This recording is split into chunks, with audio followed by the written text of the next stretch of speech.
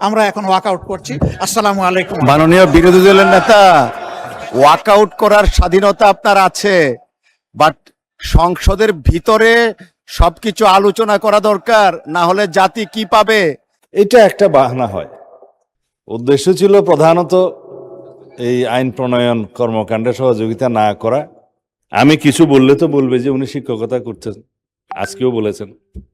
এখন কেউ যদি নিজেকে ছাত্র মনে করে, আমি কি করতে পারি? আজকে আমাদের সামনে এখন 3টা বিল এসেছে, সেগুলো আজকে অবশ্য আলোচনা হবে না, উত্থাপনের জন্য এসেছে, কিন্তু এর মধ্য দিয়ে তার প্রক্রিয়াটা শুরু হবে। মাননীয় স্পিকার, আমাদের এই সংসদটা আমরা সবাই বলে আসছি যে এটা গতানুগতিক কোনো সংসদ না, এটা ভিন্ন ধর্মী একটা সংসদ এবং 24-এর রক্তের উপর দাঁড়িয়ে থাকা একটা সংসদ।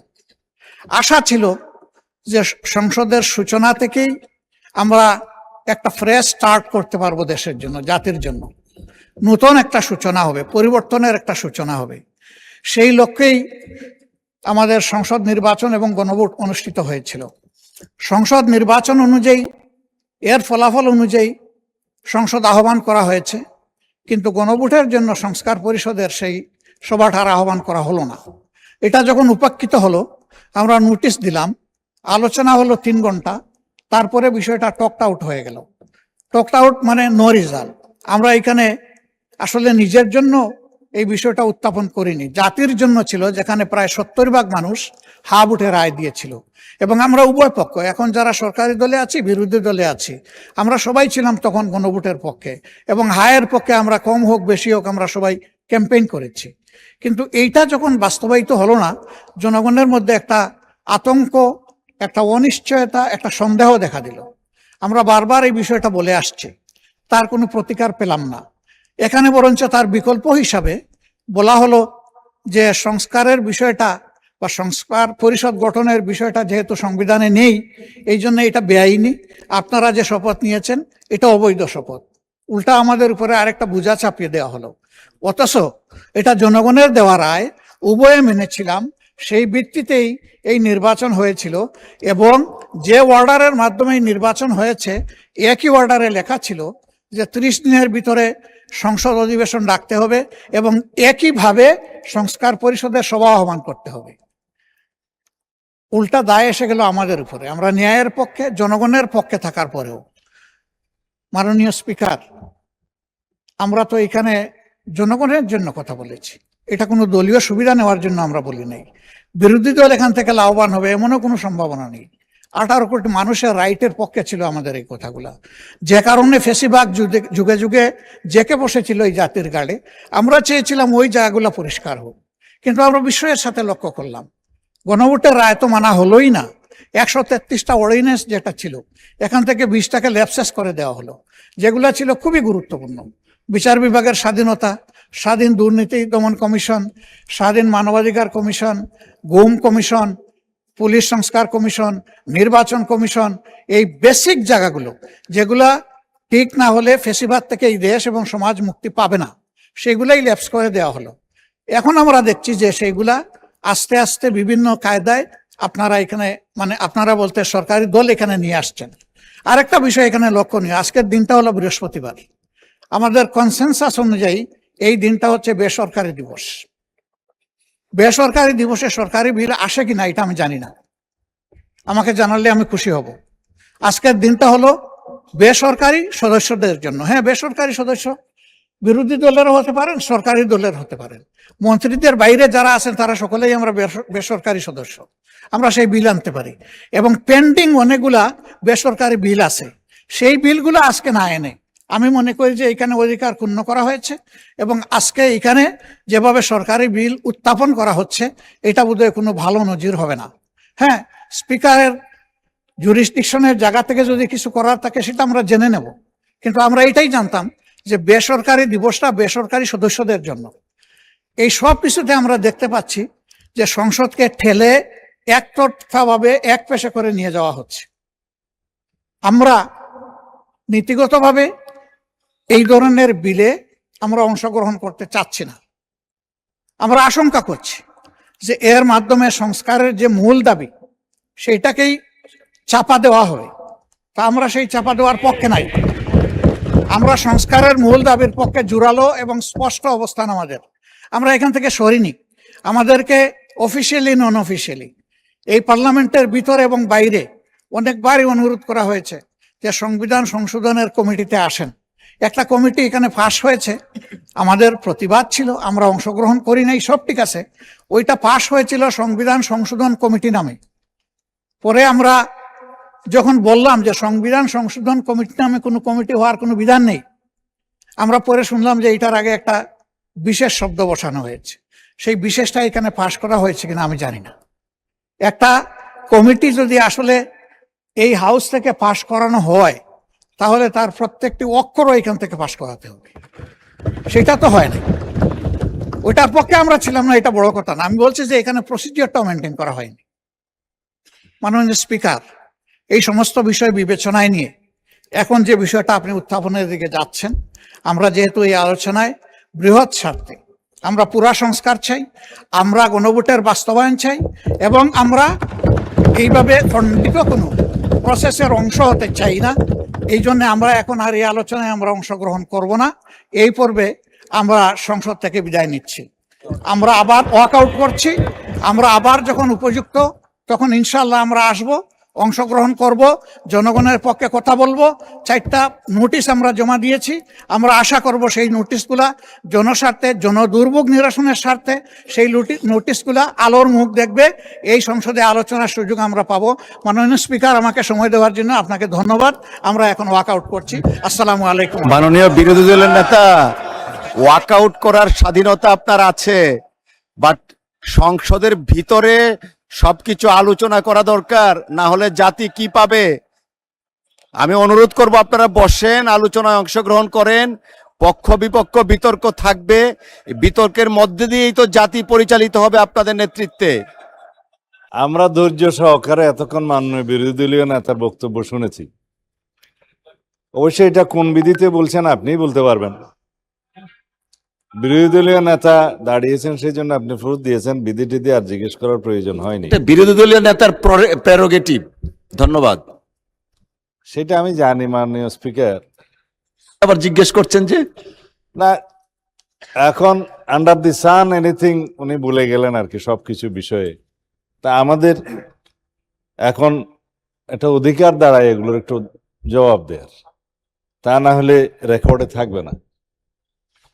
উদ্দেশ্য ছিল প্রধানত এই আইন প্রণয়ন কর্মকাণ্ডে সহযোগিতা না করা। এই আইনগুলো পার্লামেন্টে আসুক, এই দাবি প্রথম সেশন থেকে তাদেরই ছিল। আমরা সময় নিয়েছিলাম।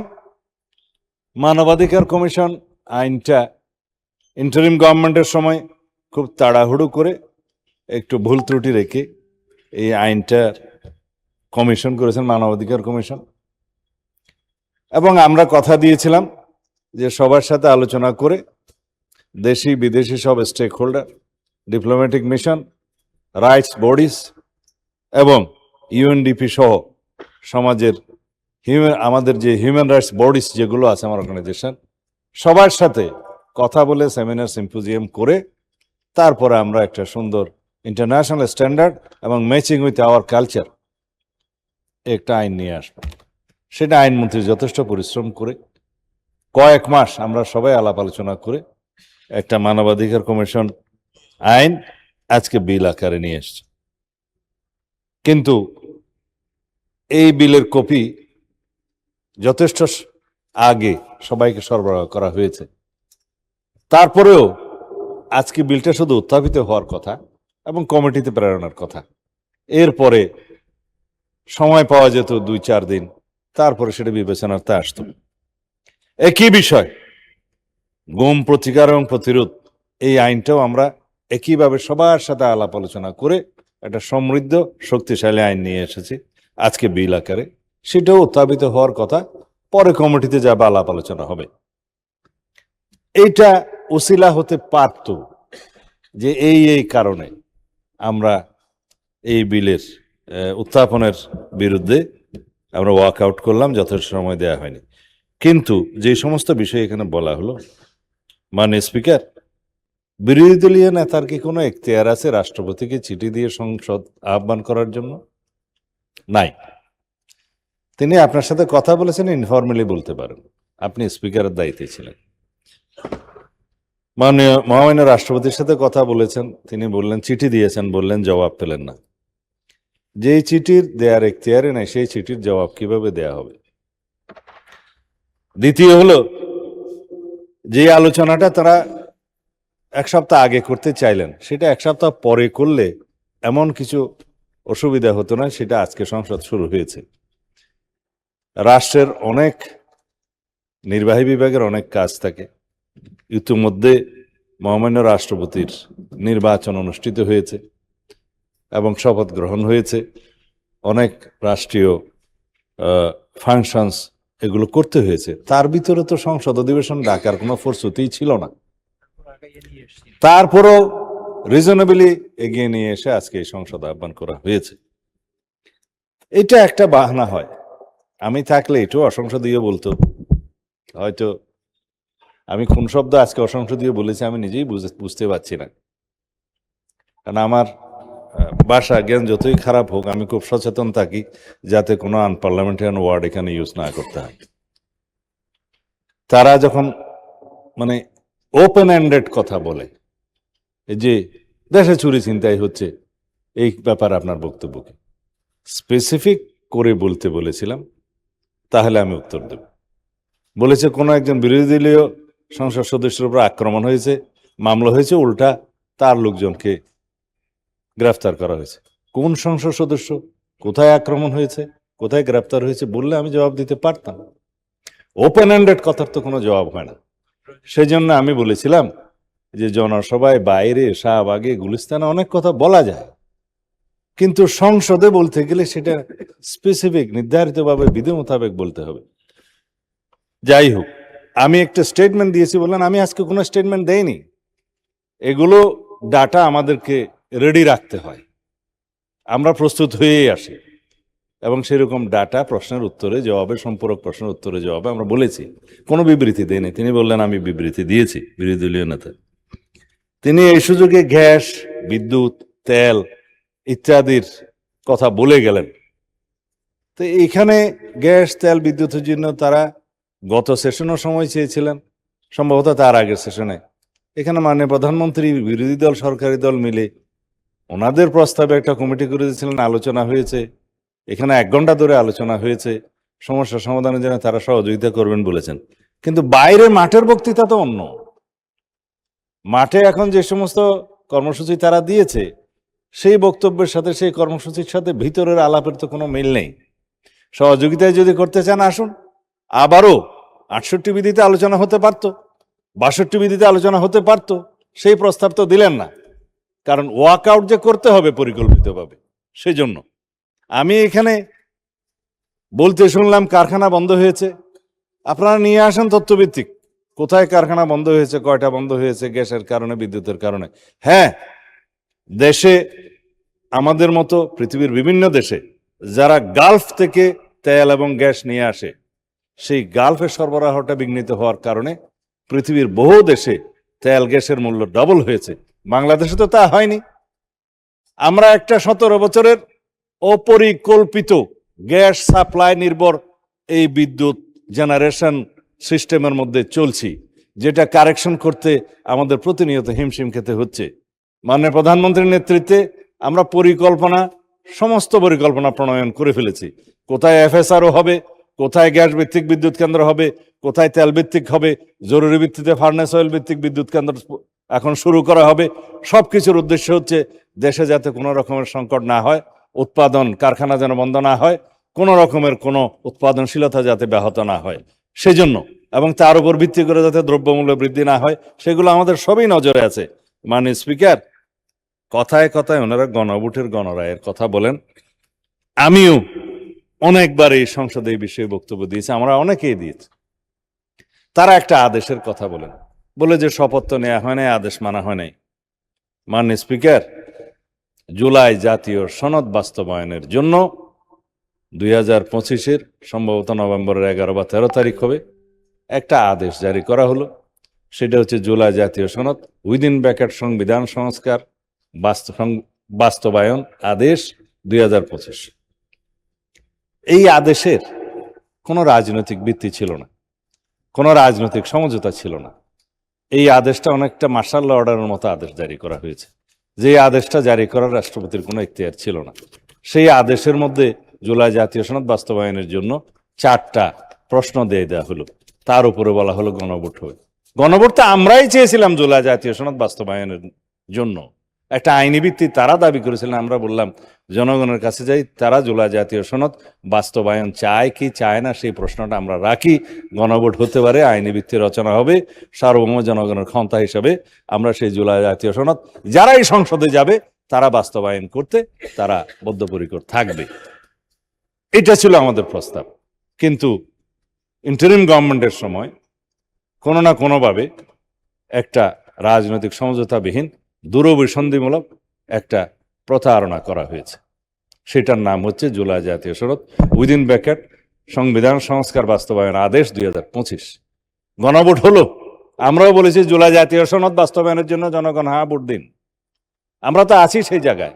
এবং জুলাই জাতীয় সনদ বাস্তবায়নের জন্য আমরা বললাম আসুন আমরা সংবিধান সংশোধন কমিটি করি, বিশেষ কমিটি করি, আপনারাও আসুন, আমরা সবাই মিলে কথা বলি, আপনাদের কি কি বক্তব্য আছে সেটা আমরা এখানে নেই। কিন্তু তারা সংশোধন চায় না, সংস্কার চায়। সংস্কারের জন্য তারা আবার সংবিধান সংস্কার পরিষদের শপথ নিয়েছেন কয়েকজন, সবাই নিতে পারেননি। তাদের মধ্যে অনেকেই আছে যারা শপথ নেওয়ার সুযোগ হয়নি, পরবর্তীতে যারা ইলেক্টেড হয়েছে বা নমিনেটেড হয়েছে সংরক্ষিত আসনে। তখন মাননীয় স্পিকার প্রশ্ন জাগে, কিছু লোক সংবিধান সংস্কার পরিষদের শপথ নিয়েছে, যেটা আমরা এখনো বলি তখনও বলেছি, যার কোনো বিধান বাংলাদেশের সংবিধানে নাই। এই সংবিধান মেনেই তো সবাই নির্বাচনে গিয়েছে, এই সংবিধান অনুসারেই তো আমরা সবাই এখানে শপথ নিয়েছি, এবং এই সংবিধান অনুসারে মাননীয় মহামান্য রাষ্ট্রপতি এই সংসদের অধিবেশন আহ্বান করেছে, প্রথম অধিবেশন, এবং এই সংসদে এসেই তিনি ভাষণ দিয়েছেন, সবাই তার উপর আলোচনা করেছেন। এই সংবিধান মেনেই কিছুদিন আগে মহামান্য রাষ্ট্রপতির যে নির্বাচন হলো, সেই নির্বাচনে এখানে সবাই মিলে ভোট দিয়েছে, মহা উৎসবে দিয়েছে, এবং তার শপথ গ্রহণ হয়েছে। এই সব কিছুতেই সংবিধান ঠিক আছে। মাননীয় স্পিকার, খালি সংবিধান সংস্কার পরিষদের সদস্য হিসেবে যে অবৈধভাবে শপথ নিয়েছে, এখানে এসেই তাদের মহাগণ্ডগোল, বাকি সবই ঠিক আছে। যাই হোক, গণভোটের কথা বলে এটার সংস্কার প্রস্তাব বাস্তবায়নের জন্য তারা যে আহ্বান জানাচ্ছে, আমরা বলেছিলাম যদি আপনাদের কোনো কোনো প্রস্তাব থাকে সংবিধান সংশোধনীতে, সেই কমিটিতে আসুন। আজকে আবার এটা নিয়েও প্রশ্ন তুললেন তিনি, মাননীয় বিরোধী দলীয় নেতা। তিনি বললেন এখানে সংবিধান সংশোধনের বিশেষ কমিটি হয়েছে কিনা, বিশেষ শব্দটা লেখা হয়েছে কিনা পরীক্ষা করা দরকার। মাননীয় স্পিকার, আমি কিছু বললে তো বলবে যে উনি শিক্ষকতা করছেন, আজকেও বলেছেন। এখন কেউ যদি নিজেকে ছাত্র মনে করে, আমি কি করতে পারি? যাই হোক, সংবিধান সংশোধন বিশেষ কমিটি সংসদের, এটা যেমন বিশেষ কমিটি, আজকে যেটা সংশোধিত করেছেন আর একটা বিশেষ কমিটি, ওইটাও বিশেষ কমিটি। এই বিশেষ কমিটি গঠনের বিধি তো আছে 266-এ, এবং প্রত্যেকটা বিশেষ কমিটির টার্মস অফ রেফারেন্স ওখানে উল্লেখ থাকতে হবে যে জন্য এই বিশেষ কমিটি করা হলো। সেইখানে টার্মস অফ কন্ডিশন লেখা আছে জাতীয় সংসদের 266 অনুসারে সংবিধান সংশোধনের জন্য বিশেষ কমিটি, তার টার্মস অফ রেফারেন্স হচ্ছে সংবিধান সংশোধনের জন্য রিপোর্ট প্রণয়ন কর। এখন এগুলো বললে বলবে যে আমি মাস্টারি করছি। মাননীয় স্পিকার, আমরা আহ্বান জানাবো মাননীয় বিরোধী দলের নেতা এবং সকল বিরোধী দলের সদস্যদের, এই সংসদকে আমরা জীবন্ত রাখি, ভাইব্রেন্ট করি, সমস্ত আলাপ আলোচনা এখানেই করি, এবং সামান্য বাহানায় যেন আমরা কথায় কথায় ওয়াক আউট না করি। এতে লাভ কার হবে জানি না, কিন্তু ক্ষতি হবে ডেমোক্রেসির। তবে এটা নিশ্চিত বলতে পারি, এই সংসদকে যদি আমরা কার্যকর করতে না পারি তাহলে গণতন্ত্রের বারবার হোঁচট খাবে, এবং তারা যদি সেটা চায় তাহলে ইতিহাস তাদেরকে দায়ী করবে। আমরা এখানে বিরোধী দল সরকারি দল সবাই মিলে সমস্ত ইস্যুতে আলাপ আলোচনা করে এখানে আইন প্রণয়ন করে তারপর আমরা বাংলাদেশটাকে সুষ্ঠুভাবে ডেমোক্রেটিক দ্বারাই চালাতে চাই। এটাই ছিল জুলাইয়ের অভ্যুত্থানের আমাদের প্রত্যাশা, আমাদের শহীদের প্রত্যাশা। মাননীয় স্পিকার, আমি আর বিশেষ কিছু বলবো না। আজকে আইন প্রণয়ন পদ্ধতির মধ্যে উত্থাপন আছে বিলগুলো, সময় অনেক হয়ে গিয়েছে। আমার মনে হয় আমরা আইন প্রণয়ন কার্যাবলীর জন্য এগিয়ে যাই। ধন্যবাদ মাননীয় স্পিকার। আমি এর আগে শেষ করার আগে বিরোধী দলের সদস্যদের এবং মাননীয় বিরোধী দলের না থাকে, যদিও তারা এখানে নেই, আহ্বান জানাবো, আসুন বাংলাদেশের জনগণের সামনে আমরা এমন একটা পার্লামেন্ট উপস্থাপন করি যে এই পার্লামেন্টে সরকারি দল বিরোধী দল এখানেই বাহাস করবে, এখানেই আমরা তর্ক বিতর্ক করব, এখানেই আমরা সমাধান করব।